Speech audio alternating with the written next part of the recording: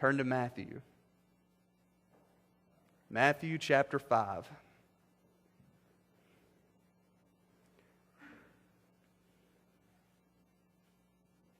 We read last week at the very beginning of Matthew chapter 5 about Jesus, and he comes and he has crowds following him, and he walks up onto this hillside or this mountainside, and he sits down.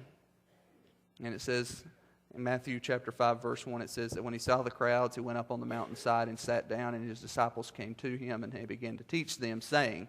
And so we're actually going to start this week getting into this sermon. A sermon being preached by the greatest preacher that ever lived on the greatest topics that's ever been preached about at the most pivotal time for our faith that there could have been. He is starting his ministry. He's speaking to his followers. And there's other people around. Some people are questioning, who is he? What's he got going on? What's his agenda? That type of thing.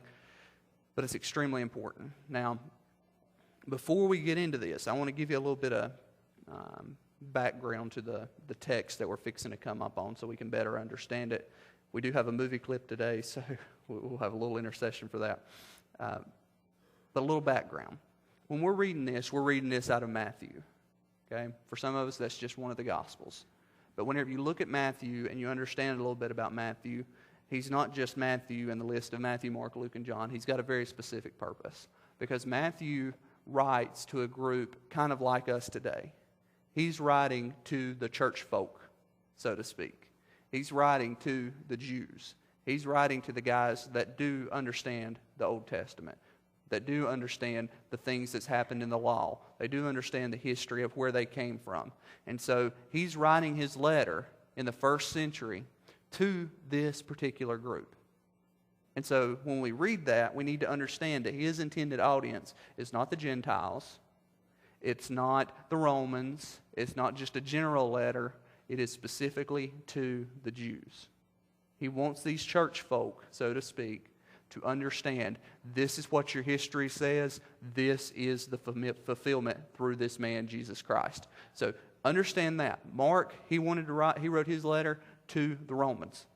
Luke wrote to the Gentiles. John wrote a letter that encompassed everybody. But when you get to Matthew, he is writing to the Jews, and he has an intended purpose to the Jews to understand this is the fulfillment of the Messiah.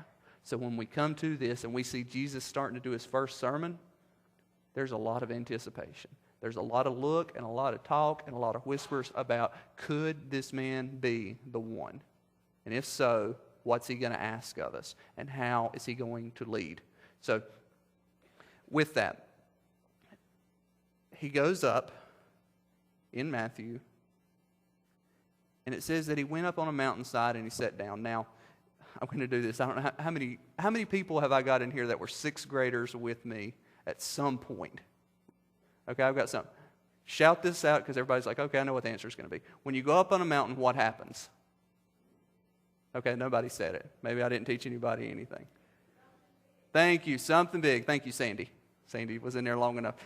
That was one of my things I always said. Anytime you go into the Scriptures and you see a mountain, take notice. There's something big that's going to happen. For the Jews, they understood this. Okay, so Jesus comes up, and he comes up on this mountainside, and he begins to preach. And the Jews are automatically thinking in their mind, what is this guy going to say?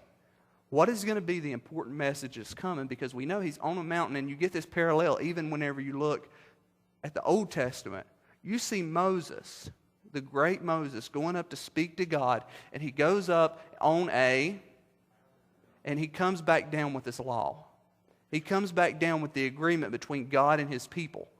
And he says, if you do these things, then you will be my people. And this is how it works. And he explains the laws, and he gets those things. For these Jews that Matthew's writing to, they see this. They understand. He's going up, he's speaking, and anyone that's going to come back and going to read this text, you have to understand that. The people are seeing this, and they're starting to put two and two together on some things. They're seeing resemblances. They're seeing similarities here. But just as Moses went up on the mountain and brought the people the law, brought them the old covenant with God, Jesus is going to go up on a mountain. He's going to explain, oh, there's a far better covenant. There's a far better thing that surpasses any of these laws and all of this. There's freedom, and there's grace, and there's mercy in the person of Jesus Christ. And for the followers of Jesus, this is how they look. This is how they are on the inside. This is how the inside shows through their outside actions. And so as he's saying all of this, understand the people's eyes. Understand these Jewish people's eyes whenever they see this man. They have all this anticipation. They have all this excitedness to see what's he going to say. And he's fixing to say the first word of his sermon. Let's go to the movie clip.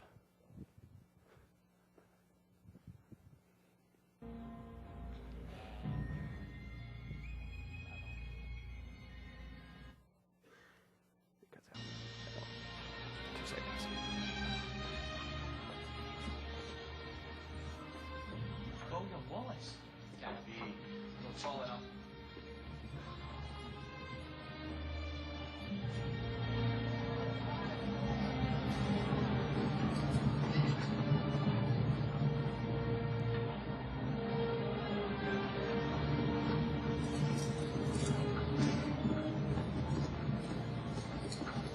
Your Almighty says this must be a fashionable fight. It's drawn the finest people. Where is thy salute? For presenting yourselves on this battlefield. I give you thanks. This is our army. To join it, you give homage. I give homage to Scotland. And if this is your army, why does it go? We didn't come here to fight for them. Oh, the English are too many.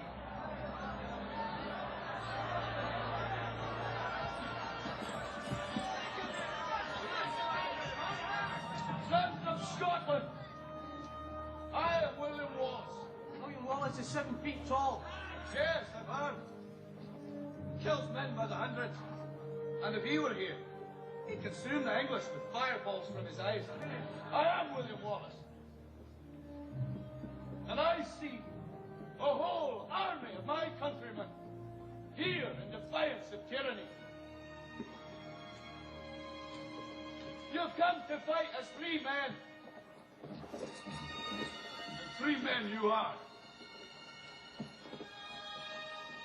What will you do without freedom? Will you fight? Against that? No. We will run. And we will live. Aye. Fight and you may die. Run and you'll live. At least a while.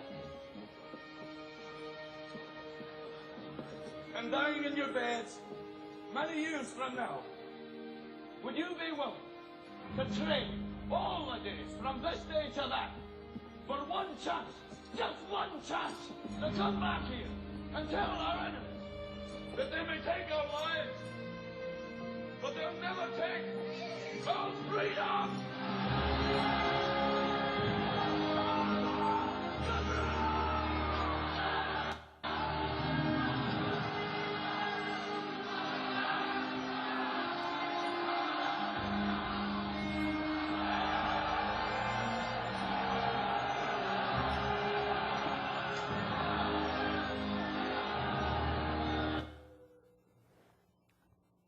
Okay, so who's ready to fight? You may not even be mad at anybody, and you're just like, I want to go hit somebody. They've been talking about my mama or something. We got to go at it. These people in Jesus' time come to this sermon wanting revenge, wanting justice, wanting to go against Rome and take back what is theirs. And they're angry. And they are looking for a leader. They're looking for a William Wallace. They're looking for somebody that's going to give a motivational speech, and the men are going to rally, and they're going to fight, and they're going to defeat this tyrant. And what they get is nothing like it. They don't get William Wallace. They don't get a man that says, grab your swords and let's go.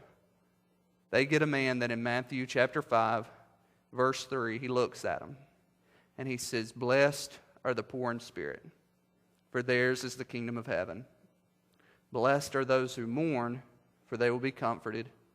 Blessed are the meek, for they will inherit the earth. Blessed are those who hunger and thirst for righteousness, for they will be filled. Blessed are the merciful, for they will be shown mercy. Blessed are the pure in heart, for they will see God. Blessed are the peacemakers, for they will be called the sons of God. Blessed are those who are persecuted because of righteousness, for theirs is the kingdom of heaven.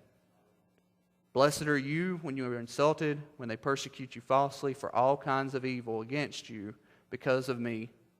Rejoice and be glad. Great is your reward in heaven, for in the same way that they persecuted the prophets before you. Let's pray.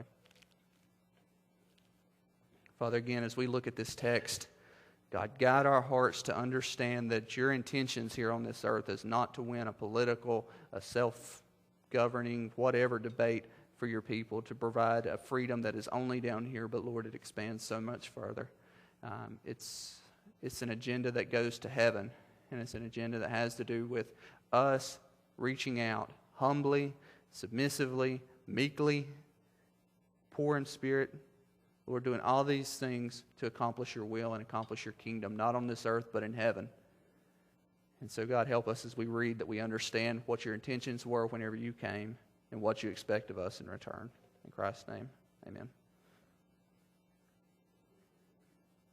You don't get William Wallace. They get a man talking about a kingdom, but it's not even of this earth. It's a kingdom of heaven, a kingdom that transcends and a kingdom that we can't understand or fathom, and they didn't. You get a man who calls for warriors. However, the warriors are poor, they're meek, they're hungry, they're merciful, and they're peacemakers. What are you going to do with a group like that? How are you going to win a battle with a group like that? Who would want them? We want the guys that's going to rally behind a leader, take up arms, and defeat it. Defeat a tyrant. What are you going to do with poor people? What are you going to do with those who mourn? What are you going to do with those that are meek? What are you going to do with those who have pure hearts? We're not looking for those. We're looking for barbarians. We're looking for fighters. But it's not what they get. And the people, they don't understand it, because things like that had really never been taught before. It's not taught today. You know, we teach in schools and we teach maybe in our homes to our kids as they grow that we want them to achieve such great things. And we do. We said that to our graduates last week. We want you to achieve great things. And for many of us, that connotation goes into our head that we want them to be the highest. We want them to rule over others. We want them to hold positions of authority. We want them to do things that are going to benefit them maybe more so than others. We want them to be successful in their jobs, and we want them to do all these things, and we kind of forget that it's not about what they achieve down here, because Jesus is even going to talk about, you know, are you saving up treasures where moth and rust are going to destroy, or are you looking for treasures in heaven? And that's what Jesus is getting at. He says, we're going to battle, but the battle has nothing to do with Rome. It has nothing to do with down here. It has everything to do with a heavenly kingdom, and he's going to show us that. You know, the people didn't understand. I said, you know, we don't understand that. If you go through the scriptures and you look, there are these two differing beliefs of wisdom. And by wisdom, I'll narrow that down and say this idea of suffering and pain and where it comes from and what the result of it is. And if we don't understand that, we kind of miss Jesus' thing here, because we still want to see these and go, blessed are the poor in spirit. Well, those are the ones who have nothing. Those are the ones that are on their face just crying out because they're nothing. That's not what I want to be. And I think we all would probably say that if we were within our own power. That's not how I want to define myself, as someone who is poor in spirit. I don't want to define myself as a guy who mourns, who has to mourn. I don't want to have to define myself as meek, because that's not the way that I've been taught. It goes against our human nature to think these things and to feel these things. And when Jesus says, these are the things you ought to do as my followers, this is how you should be reacting if you're my followers, it's so contrary. It's contrary to this wisdom. In Job chapter 4, verses 7 and 8, it says this, and give you a background to Job. Job is a man who is defined as being righteous in the sight of God. He was, for God, probably better than any of us could hope to be. And he had it all. He had been given wealth, he had been given possessions, he had been given land, he had been given family. He had it together. And he lost it all. And the reason he lost it all, we're given. Because God says, I'm going to do something as a trial in Job's life. And I will prove that he is faithful and honest and upright. And that even though his wealth and everything may go, he will still follow me. And so God takes everything he has. He takes his possessions, he takes his wealth, he takes his family. And he's left there sitting alone. Even his wife has told him, why don't you just curse God and die? And his friends come, and for a while they do what they should. They just sit there with their friend and just are kind of quiet and are there for him and supportive. And one of them finally, he says, I've had enough of this. He said, let's just get down to it, Job, and let's talk about the facts. If these things are happening to you, there is a reason for it. And the only logical explanation is this, and this is Job chapter 4, verses 7 and 8. He says, consider it. He says, who has ever been innocent and has perished? Where are the upright ever destroyed? As we have observed, those who plow evil and those who sow trouble will reap it. In other words, Job, everything that you've done, there's only one answer to it. You're against God. God has lost favor with you, and because of that, he punishes. When have you ever seen the righteous be punished, Job? You obviously have turned your back on God, and because of that, he's punishing you. And so now you're poor. Now you're meek. Now you're poor in spirit. Now you're hungry. Now you're thirsty. Now you're mourning. Now you're doing all these things. And Job, it's because of you. God has turned his back on you because you do not follow him. And that is what this traditional wisdom teaches. That when we suffer, that whenever the neighbor of yours suffers and we go, I wonder what they did, that God's punishing them. And we look at somebody else and we say, I'd hate to know what they're doing. I mean, you see the results of this in their life. That's what this traditional wisdom teaches. That's what we teach sometimes. How many times have you looked at the faults of somebody and thought, this is a reaction of what God's bringing punishment because of an evident sin in their life? Maybe there is no sin. Maybe there was no reason for it except for what Job was told, or what God was speaking of to Job. And he says, I know he will still follow me even if I do take everything. The opposite of this we get in Matthew chapter 5, verses 45. And this says, God makes his rain fall on the just and unjust. In fact, there's a story in John chapter 9 where Jesus comes up on a man and the man is born blind. And the disciples are standing there with him and they see the man and they say, Jesus, answer this. We need to know. When something like this happens, you've got a guy, he was born blind from birth. He has never seen the light of day. He said, we just need to know, was this a result of his parents' sin or a result of his sin? And those are the two options they give. And Jesus says, you don't even know what you're talking about. He says, this has nothing to do with sin. He says, this has to do with my power being made manifest through what I'm fixing to do for this guy. And so he looks at the guy and he heals him. He removes the blindness from his eyes. And he says, that's the reason, because had he never been born blind, you would never have witnessed my power.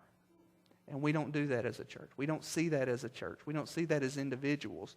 That whenever something happens, we want to say, oh God, why are you doing this to me? I don't understand. I've done this and I've been this, and we want to fall away. And we want to say, well, God, if that's the way it's going to be, I've been defending you and I've been backing you and I've been coming on Sunday mornings. I'm out of here. And the truth is, God's just saying, just let me show you what I can do even in all these times of vulnerability.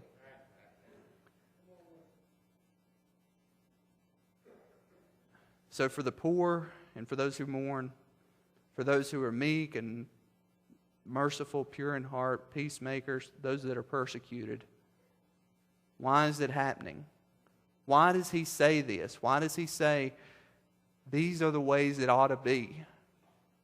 And just for your information, this is not a, if you're going to be a Christian, you need to act like this. This is, because you are my followers, this is who you are. So if we're in here and we go, yeah, I need to be more poor in spirit. How are you going to do that? It's like somebody saying, I'm going to be more humble. How are you going to make yourself be more humble? Because as soon as you do, you have pride in it. It doesn't work. The natural reaction of a follower of Christ is these things. Not because they want to do it. Not because that they decide, I'm going to set my path that I'm going to do this. It's a natural overflow. Now, let's go to this. 1 Corinthians chapter 1, verse 18. It says this, and I want to make a point here, and then we're going to go on.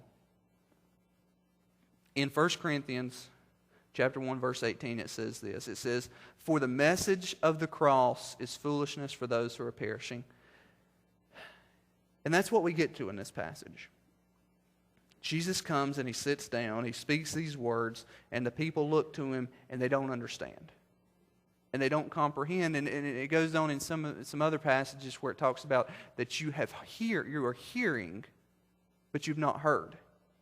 You've seen, but you don't really perceive what you're seeing. You're doing all these things, and you think, oh yeah, I've got it, I understand. And Jesus says, no, you don't. 1 Corinthians chapter 1, verse 18 gives us a little insight to this, and it says, the message of the cross is foolishness for those who are perishing. It's foolishness because it doesn't make sense. We live in a world that promotes upward mobility. We live in a world that promotes do as much as you can for yourself. Move around, go around, do whatever you got to do to achieve whatever the top level is for you, and then you die. And then it doesn't really ultimately matter. And Jesus says it has nothing to do with that. Why waste your life? Why waste your activity, your skills, your blessings on something that's going to perish? Where moth and rust come in and they destroy, and thieves break in and steal, and he says it doesn't amount for anything. But instead, look to the kingdom, not on this earth, but in heaven. So we don't understand this. We don't understand why anything, this message of the cross or the message of Jesus, we don't understand it because it's foolishness. And I want to point out a word here. You know, it occurs in all of these verses. And it's this word blessed.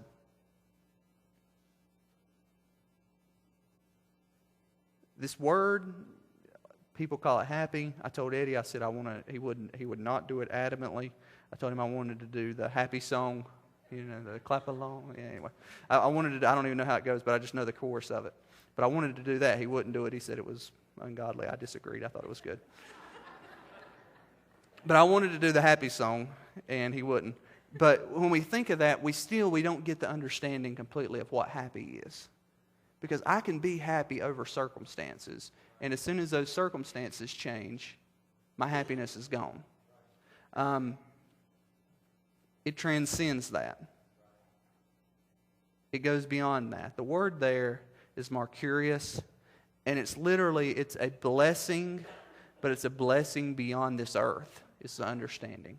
It's a blessing that goes beyond what is perceived by the senses, the touch and the feel and the eyes and the hearing and the taste and all those things. It goes beyond that. It transcends those things, and it's a blessedness, and this is a very biblical word here, a blessedness through God's kingdom, His kingdom of heaven, which is what Jesus is preaching here. And he says, you know, whenever we talk about happy, he said, this is not a temporary circumstances, because if these were circumstances, you wouldn't be happy. But when you see the picture of this is who God has made in me, and whenever I understand that this is where I'm going, and these are just the things that I've got to deal with until I get there, the result is I'm so blessed. I'm so happy to do whatever I need to. Come on. Now, happy. It's not just a statement also. When we see happy and we see blessed and we see these things, don't understand this that you should be happy. This goes back to, this is not me trying to get you to do these things. This is not me trying to get me to do these things because I won't and you won't. I'm not dumb enough to think that, I am usually dumb enough, but not in this sense. I'm not dumb enough to think that if I tell you, okay, go do these things, that you will. You can't. Within your own power, you're not going to go and be poor in spirit, and you're not going to be meek, and you're not going to be peacemakers, and you're not going to do all these things. But when you understand that this word, whenever he says this, it's not a you should, but it's an exclamation. It's a declaration.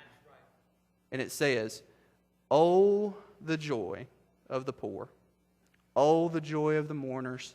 Oh, the joy of the gentle, of those who do what's right, and those who are merciful, and the pure, and those who make peace. And oh, the joy that comes, especially to those who are persecuted for who does right." When we see that, when we understand it, it changes your perspective altogether. It's not performance. It's not us doing. It is, oh, how blessed. We are His kids. How can we do anything but? And you can't. I can't. If we're truly believers, it doesn't come natural to the flesh, but with the Spirit, oh, it makes it possible. Now, I want to ask you this question. What would it take to make you happy? What would it take to make you happy? If you're like me, probably on a daily basis, if not more regular than that, there is something that comes in your mind, and the response goes something like this. If I could, then I would be. Anybody ever had that? If I could just have this one thing, or if this one thing would just be behind me and I would be finished with it, then I'll be happy. Then life will be good. Then things will be different, and I'll have more time to do this, and I'll be able to do this, and everything will be good. You know what the problem with that is? You get a lot of those in your life, and you pass a lot of those, and they get in the past, and you've achieved them, and you've gotten them, and you've made it past those situations, but yet you're still not happy. You're still looking for the next thing, and I promise you, when you get it, you'll just look for the next thing. It's the way we're built, because we want and we want and we want, and our flesh just says, yeah, if I can get this, then I'm going to be, and then I thought that was going to be it, but it's just that next thing. And we reach for it and we grasp for it, and as soon as we obtain it, then we realize it wasn't quite enough, but the next thing is. And we battle with that all the time. All the time. We ask, asking the question, what would it take to make you happy? Some of you would say, I'll be happy if I could take a vacation. Others would say, well, the vacation was good, but I wish it would have lasted longer. Some would say, I just wish we could have a kid. Some say, I wish we could have had 2 kids. Somebody may say, I'd like to have a boyfriend or a girlfriend. Somebody would say, well, I got the boyfriend and girlfriend. I would like a husband or a wife now. Now I've got my husband and my wife. What if they would just treat me better? Then everything would be good. Well, then they don't. And you say, well, I wish I could just have a different husband or a different wife. I wish I had more money. I wish I had a better job. I wish I had another better job. I wish I had more hours to spend with my family because I'm spending it too many on this new job I got. And it's this circular thing that's never, ever, ever going to add up to enough to make you happy. Why? Because you're not created for stuff, and you're not created to be content with stuff. Philippians chapter 4, verse 13. Probably most of us could quote it. It's an extremely familiar passage of Scripture, and probably the most, if not the most, one of the most misinterpreted passages of Scripture in the Bible. We take it, we slap it on lunch boxes, we wear it on our T-shirts and our bumper stickers and whatever.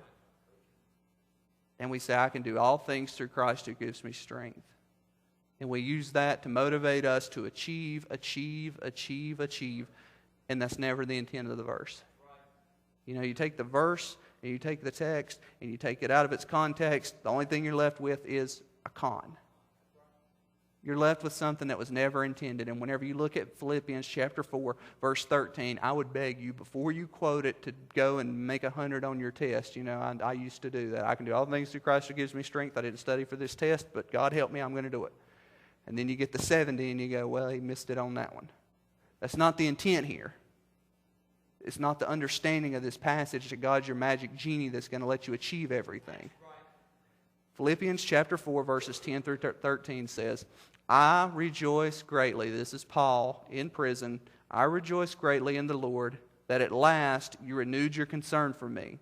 Indeed, you were concerned, but you had no opportunity to show it. I am not saying this because I'm in need, for I have learned something. I have learned to be content whatever my situation. I know what is to be in need, and I know what is to have plenty. Now here's what he says. I have learned the secret of being content in any and every situation.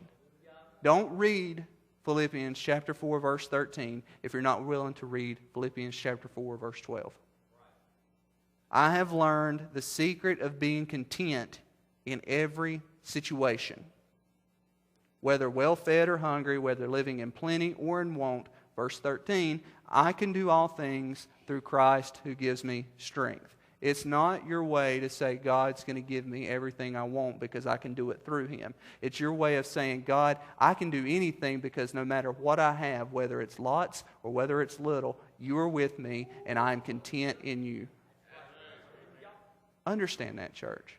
There are some of us in here, I am absolutely positive because I do it myself, if nobody else, that is looking at the state of our church right now, whatever that may be, whatever you may think when I say that, and you may be looking and saying, well, if we could just do this, then that would solve the problem. No, it won't. And there's some of you that's looking and saying, well, who's the man that's going to come and fill the pulpit? Who's the man that's going to come and fill the shoes that Mark's left that are so huge? And you're saying maybe that'll be the answer to whatever we need. And it won't be. If, and this was said this past week, if we are looking at a man to solve a problem, if we're looking at a man to fill a slot or a man to lead, you're in the wrong business. Okay? So understand that. No matter what is going to come, no matter what will be discussed on Wednesday, no matter what will be discussed in months to come, or acted out or fleshed out or whatever. If you're looking for a person, if you're looking for a program, if you're looking for anything besides what Jesus is offering here, you're in the wrong business. Change your mind. Change your mind. Okay? I think, and I wasn't going to share this, and this really doesn't go with the sermon, but I think God put stuff in our way because it made me think about this, though. And I wasn't even going to share it. I totally written it off my page. But I want to share, this is just something that happened this past week. And it made me think, because it's something that's almost silly, but it made me think, when God looks at us, does He look at us and go, you think you've got it figured out? You think you're wise and smart and you know the Bible and you know what my will is or what you want my will to be, or you think you've got a plan on this is how ministry is going to be done or whatever. And He says, you need to get back to some basic things. And I want to share this story, and I'm going to close with it. I don't know what will come of it or anything else because, like I said, it is kind of a silly story, but what it showed to me was something pretty intense with it. Easton and Candace and Silas, I said Easton first for a reason. Candace and Easton and Silas, but they're going to the beach right now, and so they're there while I'm here. But they left Wednesday. Well, 3 days prior to them leaving, we have a dog, and it's a mutt, but we've had it for 6 years, and really, really a good dog. Just he doesn't bite, doesn't bark, just lays and loves and does all that type of stuff. And I know you say, "Guys, it's a dog." Yeah, I agree. It is. It's not a human or anything, but I do like the dog. I really care for the dog. Well, after being attached to this dog, it has never spent more than an hour, 2 hours from our house. It does go out in the yard and play and do all that, and sometimes it stays outside and that type of thing. The dog's never left.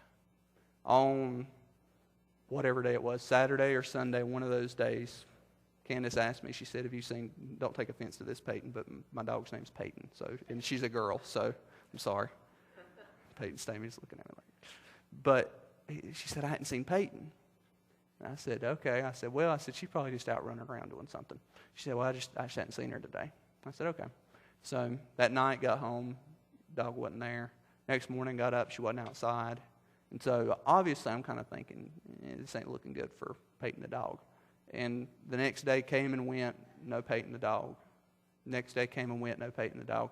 And Candace is telling me, you need to go ride the road, see if you can see if she's been hit or whatever. And I'm like, I'm not too usually emotional in that type of thing, but I'm like, I don't want to see my dog dead. If it's dead, it's going to kind of hurt my heart.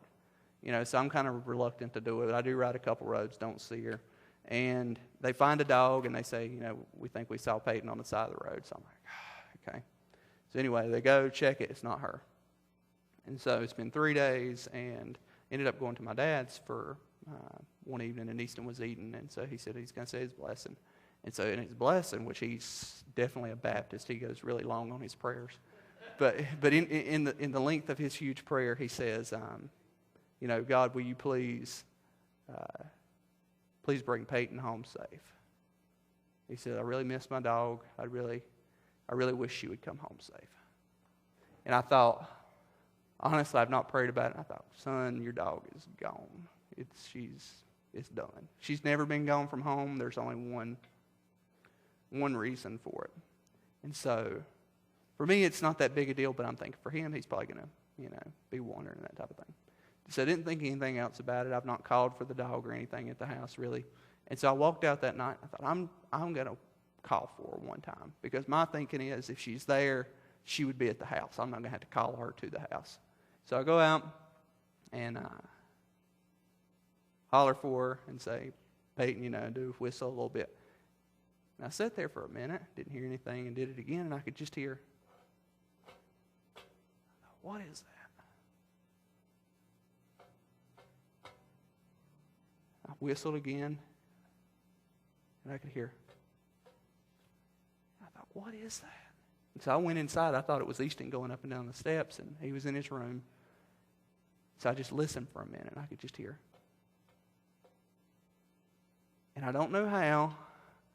There's no holes leading into it. I checked the whole house. The door was shut and locked underneath. She is under our house, trapped for 3 days. And she's clawing at the brick from the inside, calling for us. Now, when I say trapped, she can run around underneath, but she's confined. She can't get out. Still don't know how she got in. And so I thought, is that what I think it is? I go over to the side of the house, unlock the door, and holler for her. And here she comes out, just ecstatic to be in daylight, And I went upstairs, and Peyton ran in there and jumped on his bed. He said, Peyton's home. I said, yeah, Peyton's home. And he said, I knew she'd be home. And I said, what? He said, yeah. He said, I prayed. And I said, and that's where it kind of got to me. And I thought, if you would have asked me 2 hours ago, is that dog alive or is that dog dead? I would have told you there's no chance. Had no need to ask God about it. And this little boy, I believe in faith, called out to God. And God answered. Now, I don't think that has anything to do with the dog. I'll tell you what I think it has to do with. I think as adults, or however old you are, I think we have it figured out. And I think we look at this like these people, and they hear what Jesus says, and they don't like it. And so they make it about something else. They make their lives about something else. And we forget that we are spirit, and that we are spirit beings. And that is as simple as a 4-year-old talking to God. And so I want to tell you something. I think we need to do more of that. I think we need to be very simple with things. And I think we need to get back to some basics. I don't think basics are church stuff either. I think it's basic stuff within our heart. Praying. Being faithful with what God's told us to do. And whenever He answers, you better be happy about it. You better be joyful about it. Because I think He can and He will. And I think time's coming. We've said that. That if you're praying and we're praying for revival or whatever comes, be happy. Be happy when that comes. Because if it comes, it's by the will of God. It's not by the will of man, and it's not by anybody sitting in this pulpit or anybody sitting in that pew. Okay? Let's pray. Father, you are good to us beyond belief. And Lord, the fact that you could use a 4-year-old boy to show me, and I believe even a congregation, that it is so much simpler than all the things we do. So much more simple than the things we've made this into, Lord. It is us and you and communication, Lord, because you have redeemed us and you give us that avenue to talk to you. God, help us to do that. Help us to really seek you. Because, Lord, you will be found. You're there. And so, Lord, you're not just obscure out somewhere, but, Lord, you will be found. So, Lord, thank you. Thank you that you can show us through these Beatitudes that the foolishness of the cross, Lord, it is true wisdom. It is true beauty. I pray for this congregation. I pray that for us as a body, we unite for one purpose, to achieve your will. I pray that in Christ's name. Amen.